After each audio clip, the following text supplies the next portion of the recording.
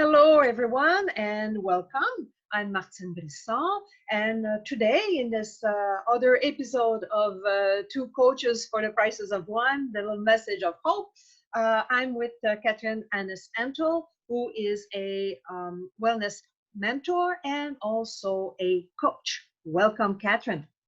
Hi, great to be here with you. Thanks for having me. And today I'm going to ask you the same question I've been asking everyone so far, is how does having this understanding the way human being works, how does that help you navigate the COVID-19 crisis or anything else in your life? So it's your choice. So how does that help you, knowing what you know? Great question. And I'm going to try and answer concisely. We've been having some trouble with the internet connection, so I don't want to drone on too long about this. And hopefully I can give you a simple illustration that might be helpful to anyone who's listening. So I came across an understanding of how our psychological and emotional experience, or how our experience of life in general, gets created from the inside out, as expressed by a guy named Sid Banks about 4 years ago. And it really helped clarify what I'd always known was going on, but had sometimes been confused about. It had seemed like the outside circumstances of my life were causing me a lot of pain and suffering. And some of those circumstances were really challenging, as they are for every human being.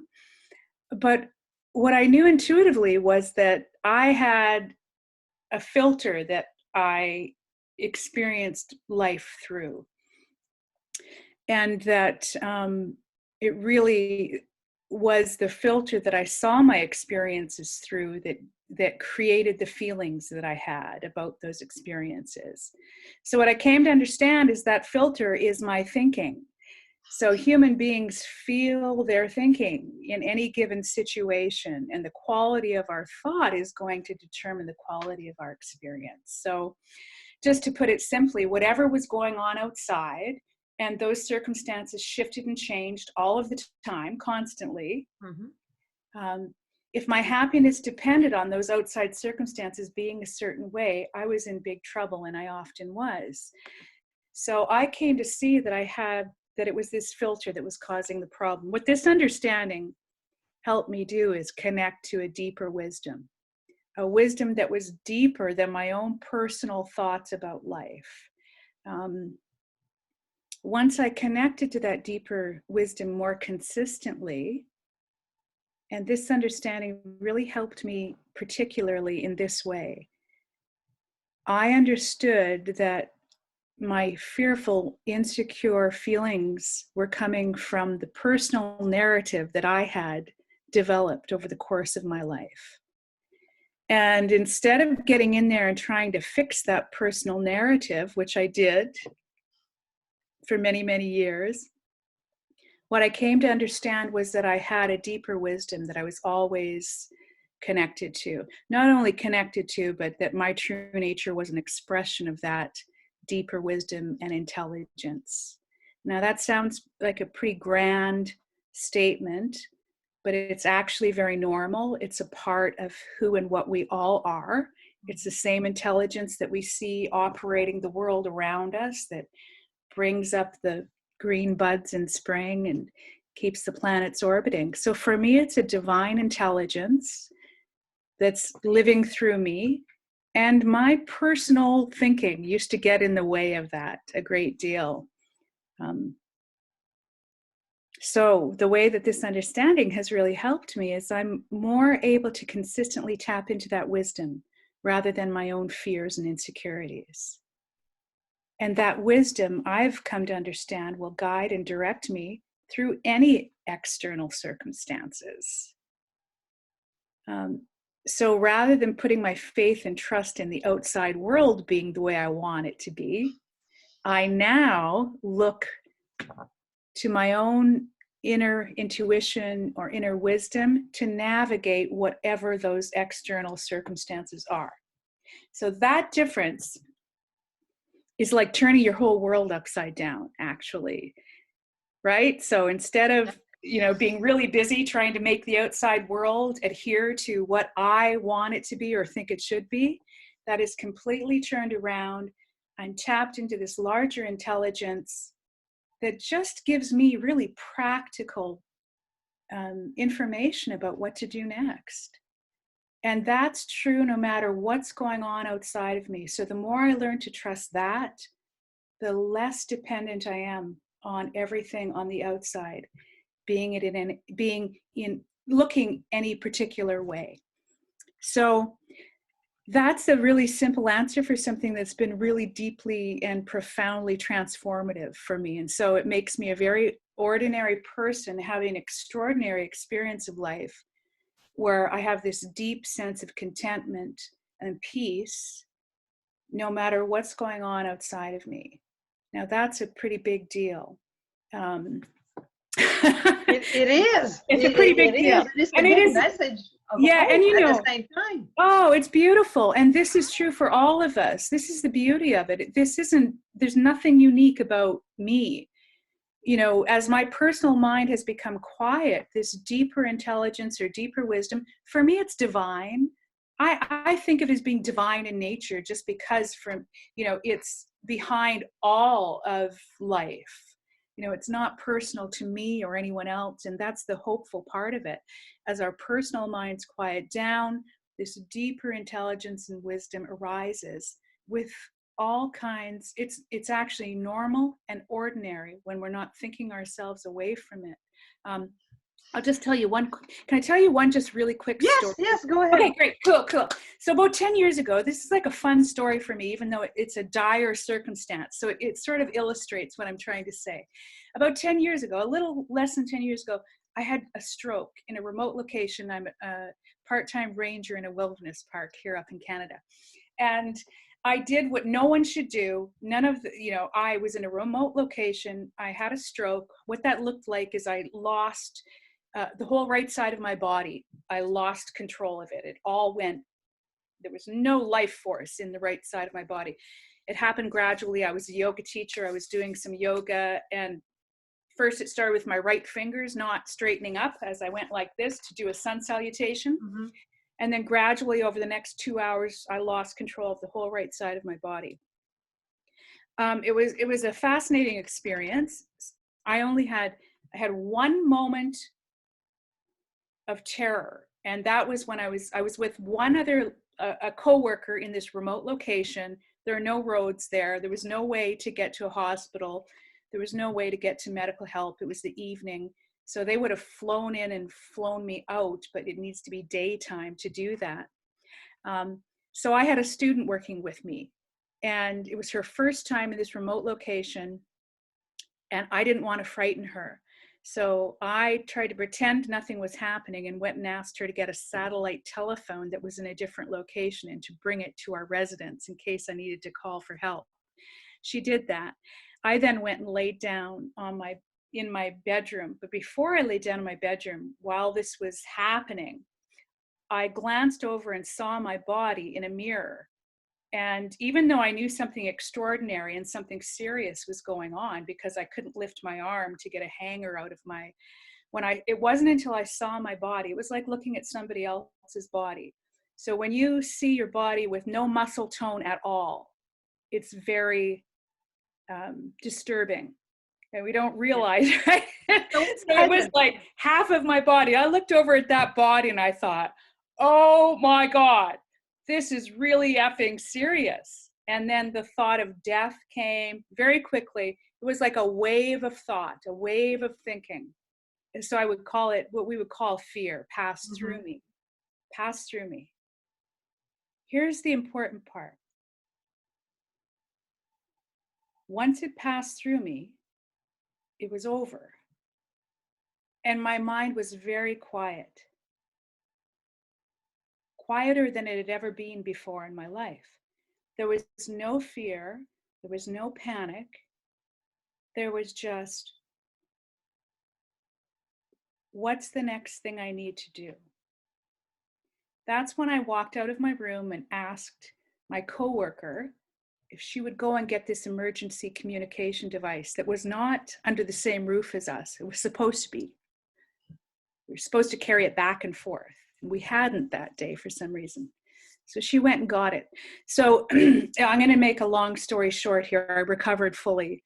I did what no one should do. I laid down on my bed and went to sleep that night, totally trusting that my body was doing what it needed to do.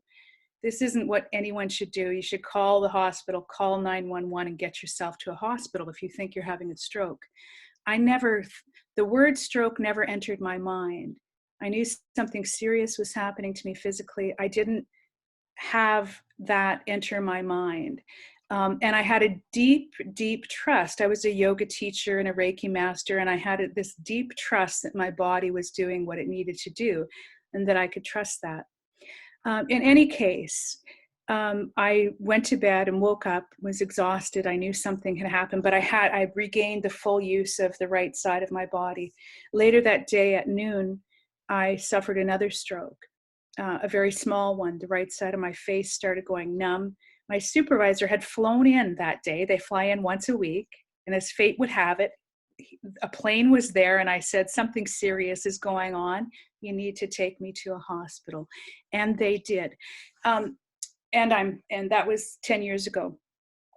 But here's what I want to say. What I learned from that experience was, a number of things that I continue to learn. The learning continues from that experience.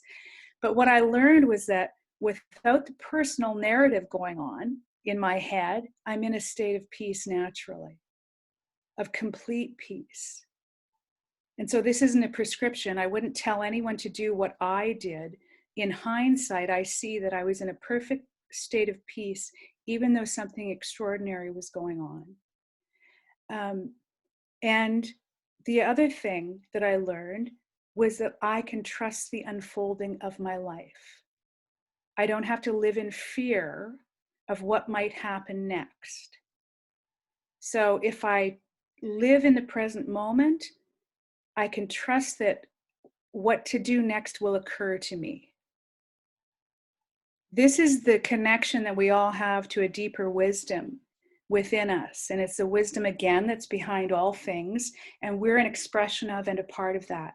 So the only thing that ever gets in the way of that is this personal narrative. Yes. So there's like this personal narrative that's all full of the fear and insecurity and what might happen and what happened last month and what might happen next month. So I learned through that and other experiences, we don't have time for today, that this personal narrative, when I coach, I help people do one thing, and that's disengage from the negative inner narrative.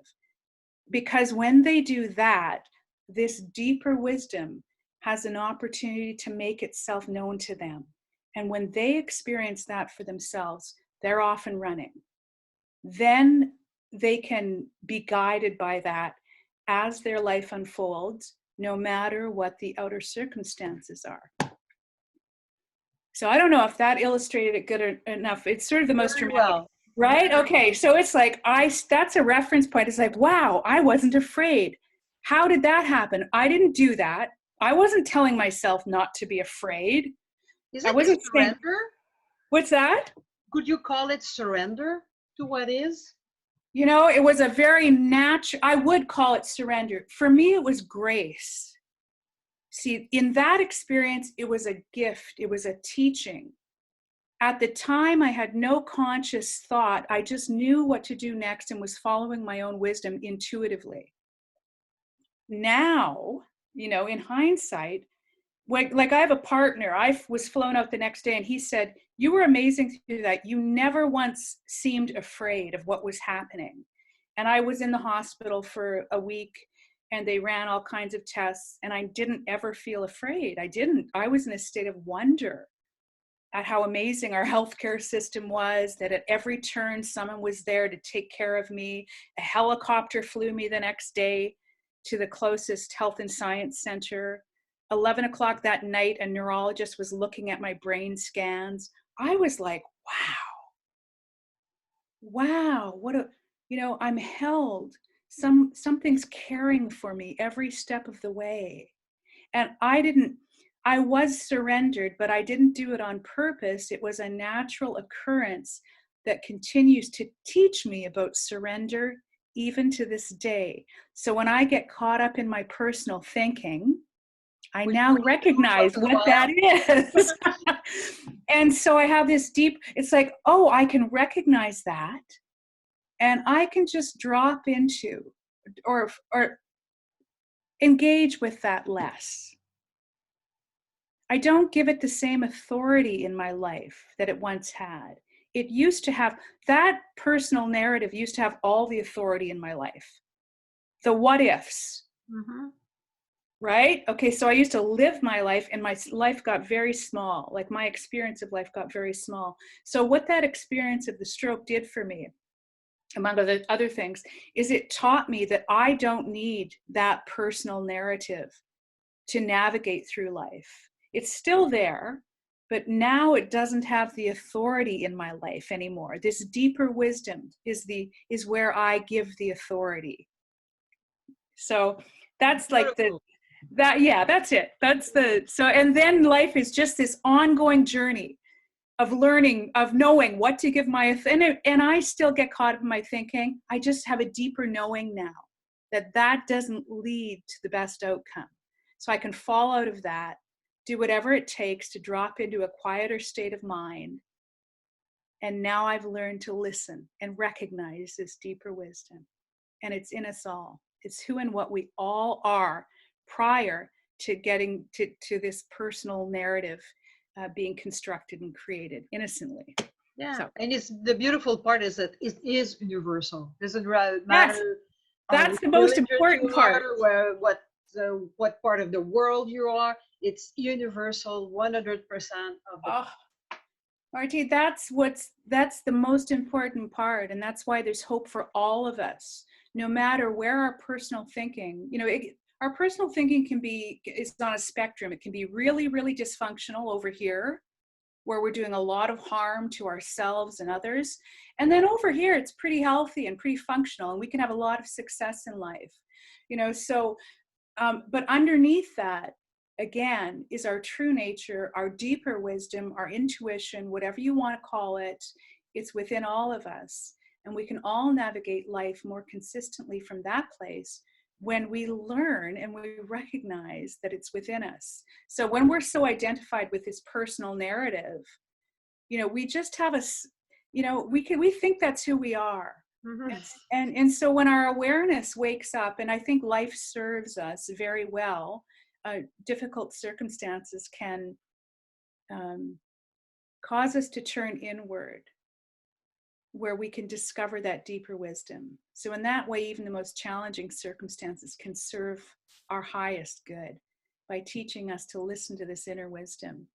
And we can still listen to wisdom outside of us, but really we need to listen to the wisdom within, because there are so many voices outside, there's so much noise. We can become so addicted to those external voices of authority that we lose a sense of having this inner wisdom at all. And so what I help clients do, and what I've learned to do myself, is turn things around, look within, learn to listen, learn what to listen for, and then be guided by that. And again, it's universal, it's within us all. Some of us have just forgotten that it's there. But when we hear it, it wakes up within us again, doesn't it? I mean, we hear it, someone points us in that direction, and something within us recognizes that it's true. And that's the beginning of the real adventure of rediscovering this wisdom again. Thank you very much, Catherine. Thank you. And if people want to find you, where can they find you? They can find me on Facebook. I have a Facebook a page, and I also have a website. It's called Breath of Joy. So www.breathofjoy.ca. So I have a coaching business, and that website is just plain and simple. It's just for contact information. So either Facebook or, again, Breath of Joy, www.breathofjoy.ca. Thank you very much. Thank you, Catherine. Take care to everyone who listens. Yeah. Wishing us all peace through this time. Yes.